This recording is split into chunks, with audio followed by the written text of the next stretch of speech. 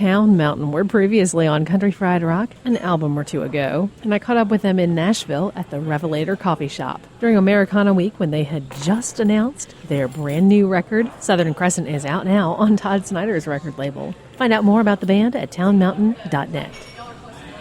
So it's been a long time since we've chatted, even a record or two ago for Town Mountain. And in the meantime, y'all have won some pretty important awards and a lot of elevation in your career. What's been going on for y'all? We just recorded a new record, and we couldn't be more thrilled with it. Everything's done, and we're now, part of the reason we're here in Nashville is to go to AMA, kind of work on shopping it around for outlets to put it out, record labels and stuff like that. That's cool. So where did you end up recording that? We recorded it down in Breaux Bridge, Louisiana, down in southwest Louisiana near Lafayette, at a guy named Dirk Powell at his studio. Dirk produced it and engineered it. We were there for a week. We cut it live right there. We made one trip down and had a ball making the record and working with Dirk. It was awesome. Are they songs that y'all been playing for a while? We've been playing some of them for a while, yeah, and we've been playing them all since that recording process. Well, yeah, because that's one thing that's always interesting to me is, some people keep the songs real close and won't play them out at all, and others are like, no, they need to be out there getting played and getting to grow. Yeah, I think songs change with time. The more you play them, the better you get feel for them and bring the different potential out in them. Yeah, you gotta play that music if it's there. No sense in hiding it. Right. Well, a lot really has changed for the band. Y'all have been recognized with some awards. A couple years ago, won a couple of Momentum Awards from IBMA, Performance Band of the Year. That was one of the awards. And we, I don't know when the last time we spoke was, but probably quite a bit has changed. Yeah. We got 3 years ago. It was right on the beginning of the Leave the Bottle release. Yeah, it wasn't even out yet. It was almost out. Kind of the same situation that we're in now. Actually, I guess so. On the heels of another album. Well said, Jesse. Yeah. Hopefully this interview will propel it into real life. Yeah. We're hoping so. Off the air, we were talking, and I was like, I almost didn't recognize y'all without the suits on. And Jesse's like, yeah, we don't really do that so much anymore. Yeah, we've digressed in that department. We go to casual Fridays every day of the week now. Yeah. No, you get the suit thing. It's like you can kind of get pigeonholed by your appearance in this business. So even though it didn't ever change us or our music, it was like if you see 5 guys dressed, with ties and whatnot on stage, there's an expectation, or there's just for better or worse, you might turn a group of people off or on, True. So we just figured we'd go, casual Friday. Be us. T-shirts if you want, hats if you want. Right. The music's still the same. Yeah. That's all that matters. Then we were playing a little more, like a few more PACs than we do now, and instead of focusing on playing performing arts centers and that type of thing, we try to play a lot more clubs. And the suit thing at a club is, you can cut through a club in a suit, but it's it's not very realistic. Well, right. And so what's different about that for y'all? Less pressure before a gig. That's like one less thing that you have to talk about as a band. If it's ever on the table about if you're going to dress up or not, and 2 guys are saying yeah, absolutely, and 3 guys are saying no, it's like, let's just say do what you want. Just don't wear acid wash jeans.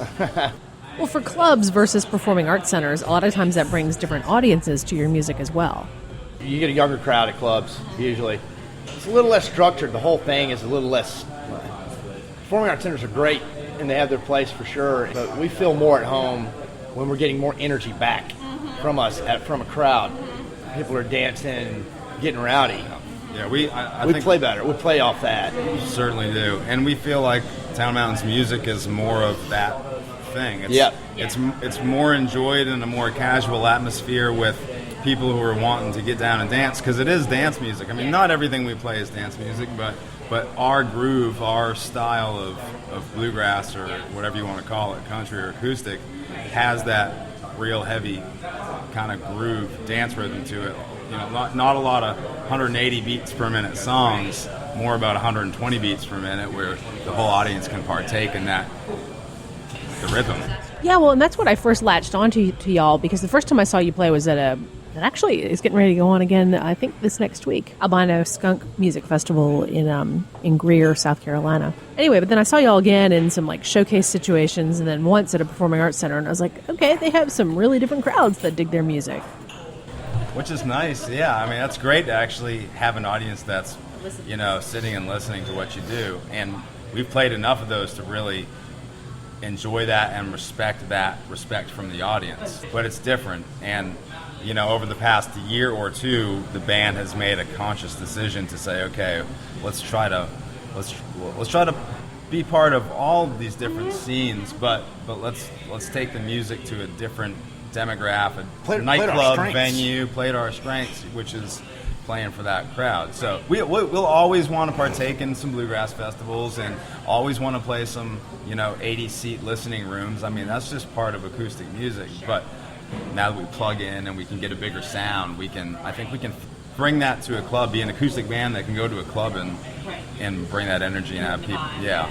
This band has been a road band from day one. From day one, this band wasn't even established, and we booked a tour and went out. We have always done that, but we certainly have a stronghold in the region for sure, and play as much as we can in the region. But we're in every corner of the United States and all points in between, and have been. Are you finding that by playing different kinds of venues that places are building and growing for you in different ways? Totally.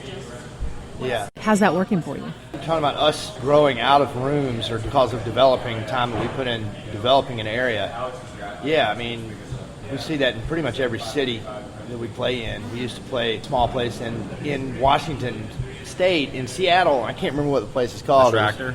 No, we grew out of this place and into the Tractor. Two places actually in Seattle into the Tractor, and we're getting pretty close from going out of the Tractor. And same thing happened in Atlanta, and the same thing is happening in Boston for us the next time we go back there. It's growing in the right direction for sure. Tell me what you can about the new record, since it hasn't totally been let out yet. Well, like Robert said earlier, we recorded it with Dirk Powell, and we just wanted somebody involved who spoke musically the way we did, I guess, and we respect him and what we thought he could bring out of us. And these tunes are classic Town Mountain songs. Some of them are pretty bluegrassy, and some of them are very country based, and there's some of that little bit of boogie woogie kind of rhythm thing that we do as well. And Dirk, is a well-rounded musician. We had these 12 songs, I think 12 or 13 songs that had this wide scope of what they are. So it's not just the bluegrass album is what I'm getting at. There's some Americana stuff on there. There's kind of a interesting kind of instrumental song that Bobby wrote. It's got some really die-hard country stuff on there. Actually, a tune that we recorded on our first album, which we ended up changing the time signature on and making it a little more honky-tonk-ish. Mm-hmm. We had... Yeah, there's a little bit of everything. Yeah, under the guise of bluegrass, though, for sure. I mean, it's the filter of who you are. Yeah, we had some special guests on there, which was really cool. We were in Louisiana. We said we got to get some of these guys, our buddies, also, musicians who we respect, in on this project. So Dirk did a bunch of stuff, and the Savoie brothers, Joel and Wilson. Their parents are Mark and Anne Savoie. They were like the Savoie family of Louisiana. Yeah, that family. Yeah, so and the boys can play. Oh, yeah. They bring the rhythm, that dance thing. So we had some piano and some fiddle on some stuff, and yeah. Very cool. Yeah. We had to go interject some of that gumbo into our music. Got to do it. That's cool. That's cool. Well, I very much appreciate y'all popping in and taking the time. Thanks for having us. All that good stuff. Thank you. Have a great show. Thanks a lot.